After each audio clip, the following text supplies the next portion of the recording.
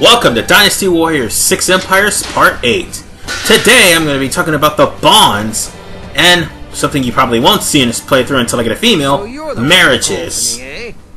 And this is why you probably won't see them, because that's my last slot. Although that may be a good thing, considering Pang Tong won't be lowering my resources anytime soon. Still, I'd rather have a female in my group of officers. Sorry for that pause there. Now, for the bonds, it's real simple. Obviously, you have to take them within 5 or more battles, or conquer more than enough lands with them, in order for you to have a bond with the person you're closest to. Now, when you have a bond with that person, you can only have a bond with 2 people of the same sex, and a marriage with 1 person of the opposite sex. Bonds and marriages are basically the game's way of saying you've pretty much won the game. Just like getting the Ming Huo event. We believe no enemy standing. Troops, advance. For the bonds will up your weapon level if it's not already maxed. And so will the marriages. They'll restore your troops without having you using a tactics card or policy card. They'll give you stuff to use, well, actually gems and rare jewels to use to embed in your swords and stuff. They'll give you skills that you haven't already bought. Sometimes a bond or a marriage can even unlock parts to edit armor that you haven't already unlocked. As long as I live, I shall have my revenge. That's one less nuisance on the battle. But having a bond or a marriage is definitely beneficial. Although you'll be seeing an ending. Well, you'll be seeing them in the ending, toasting and singing at the Moonlight or stuff like that.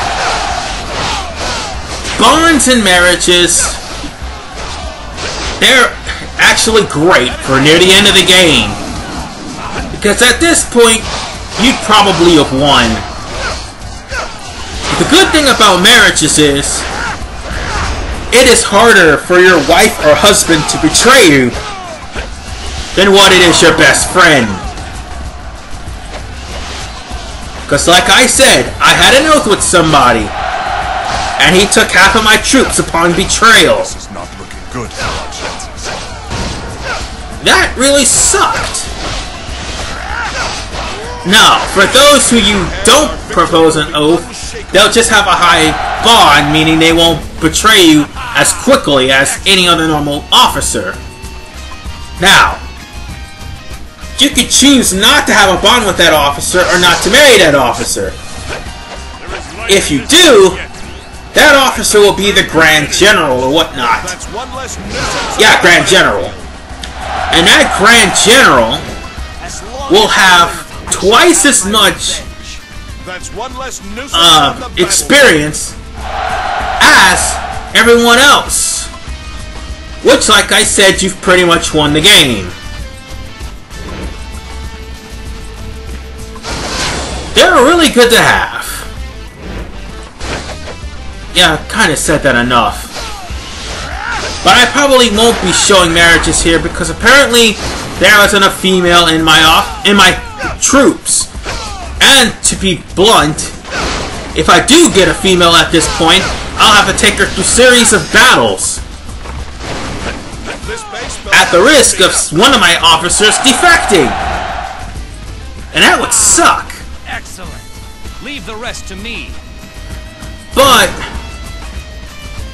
once you get, well, like I said, once you get bonds and once you get marriages, especially in the high difficulties, things will be so much easier.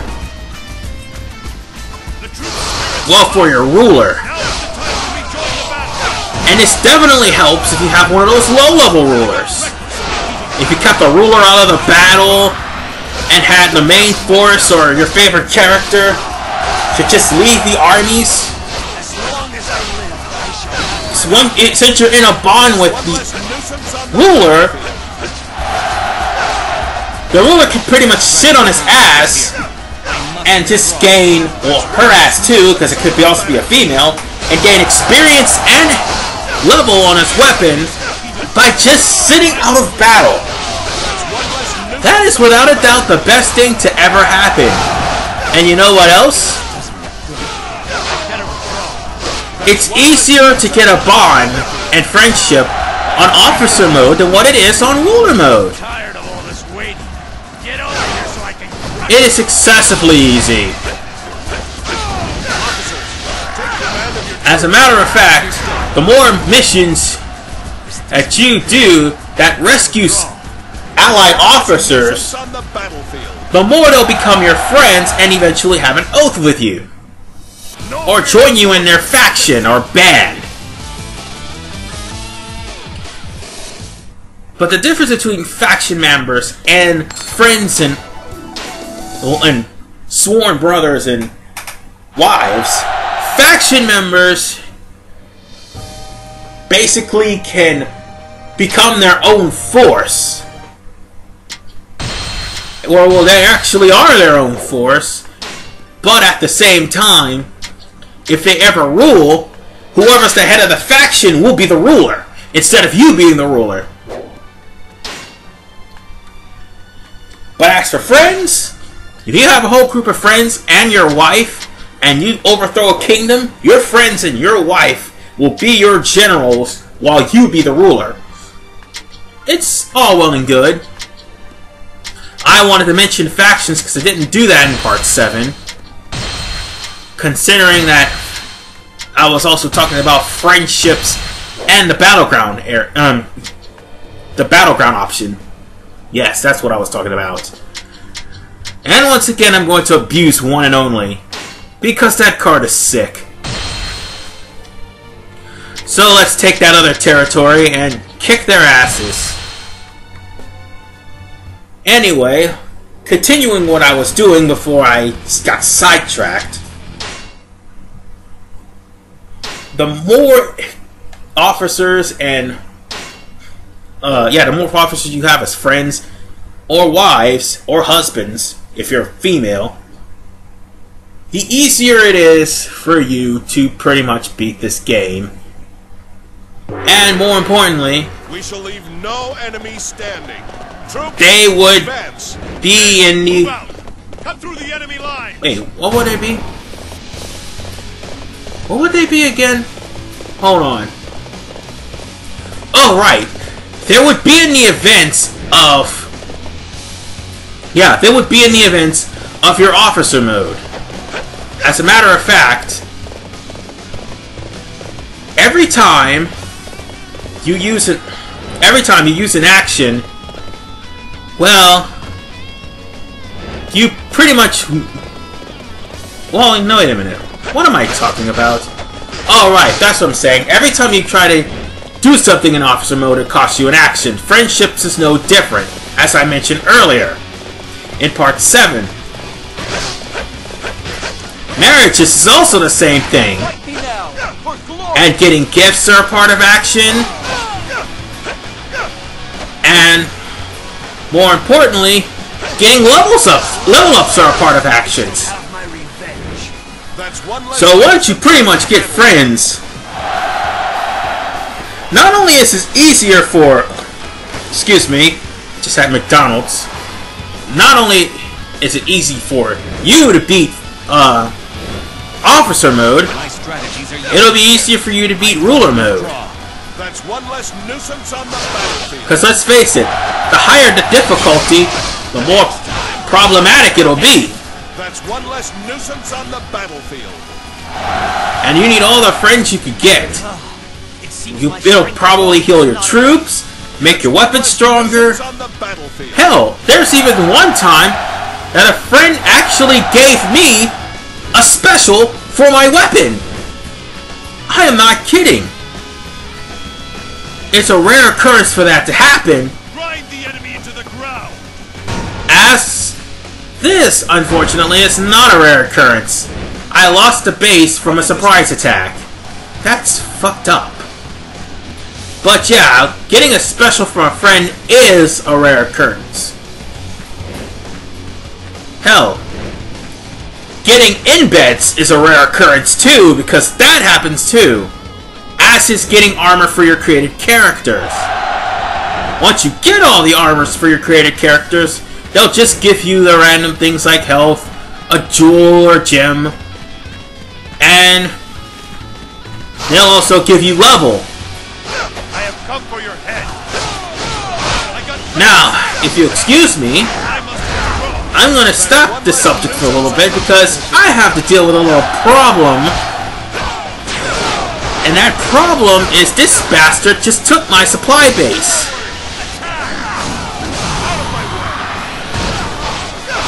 And I'm going to get it back.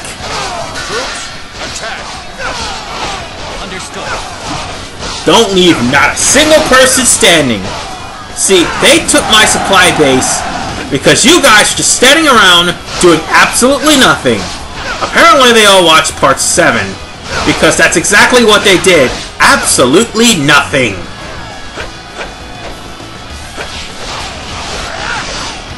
You know, don't you just hate it when people do surprise attacks and your officers are like, oh no, what do we do? Oh no, what do we do? My God. Your defeat will wipe the stain from my honor. Maybe this is their supply base. If so, nope, that's their watch house. Yeah, watch post, sorry. Let's take that from them. I pretty much had enough. Here I was talking about friends, and these dicks take my supply base. Sorry for the swear words, people, but that just makes me angry when you're trying to go on a wild goose chase for these runners. Yes, that's what people who plan a supplies attack are, runners. Well, at least the nickname me and my brother gave them.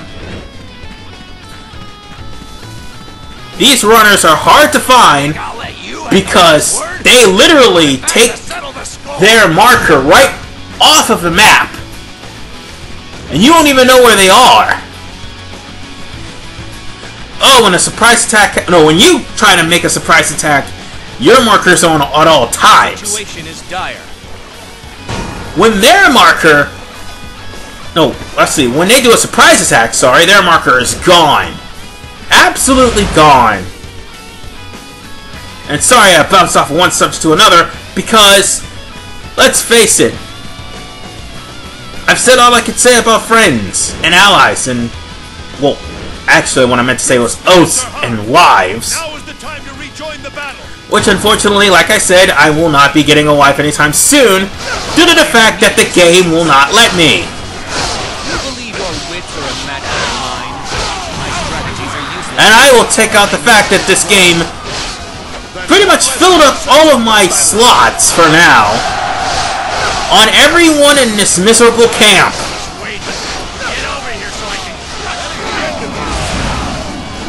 Shut up, your base is mine. You know what? I just thought about it. The people who let my supply base get captured. There is something I want to say to them. Damn it! Why is no one guarding that base? There, I had to get that off my system. Because, seriously, instead of just standing there doing nothing, they could have just guarded the base. Now I have to pretty much onslaught just about every last person on this blasted battlefield and get my base back. Well, I captured their main camp, but that's not good enough. I will riflecopter some officers for this, damn it! Get back here! Where are you? Ah, there you are! Die!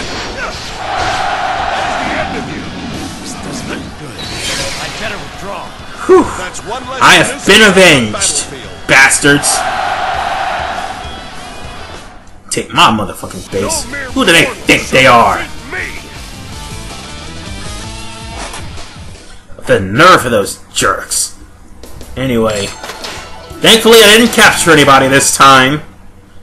So, I'm going to end it here. Now that the North is completely mine, I'll start working down south. This is RVMan985. See you guys next time.